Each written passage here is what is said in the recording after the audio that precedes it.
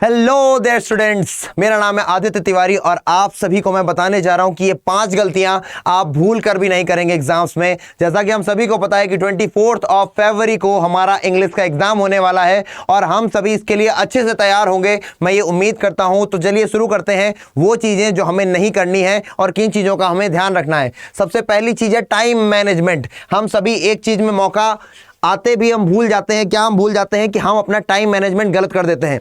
हमारे सामने exam paper मिलता है हमको और हम उसको पूरा पढ़ने में टाइम लगा देते हैं। शुरुआत के कुछ क्वेश्चंस में ज़्यादा टाइम लगा देते हैं, जिससे बाकी के क्वेश्चन हमें करने के लिए टाइम नहीं मिलता। इसलिए किस क्वेश्चन को कितना टाइम देना है उसके मार्क्स के हिसाब से आप डिस्ट्रीब्यूट करेंगे।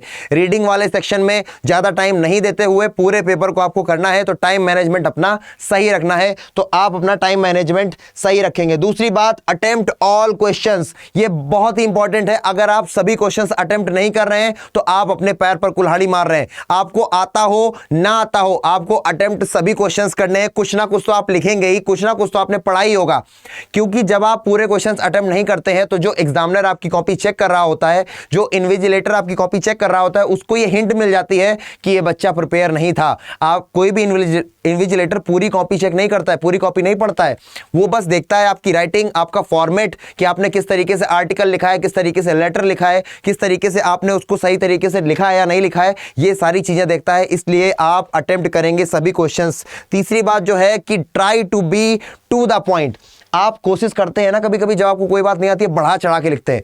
अगर कहीं पर नहीं आ रहा है तो आप थोड़ा सा खींचने की कोशिश कर सकते हैं, थोड़ा सा लपेट सकते हैं, लेकिन इतना भी आउट ऑफ द कॉन्टेक्स्ट नहीं जाना है कि उसका कोई मतलब ही ना हो। अगर इन्विजिलेटर उसको पढ़ ले तो वो कहेगा ये क्या लिख रखा है बच्चे ने। अगर वो डिसअपॉइंट हो गया आपकी कॉपी पढ़ करके तो आपके नंबर अच्छे नहीं आएंगे। So try to be to the point. ये है वो तीसरी बात जिसका आपको रखना है ध्यान।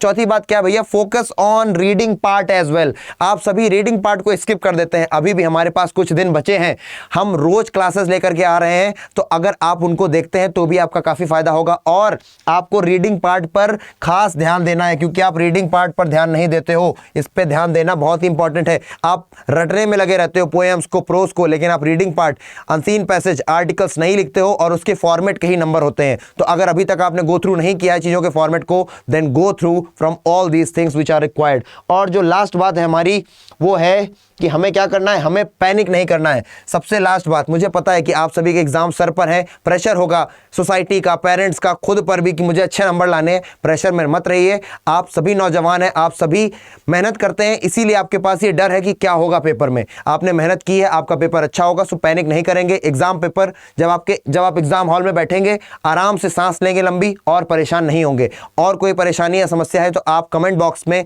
लिख देंगे, आपको एज सुन एज रिप्लाई किया जाएगा। ठीक है, टेक केयर।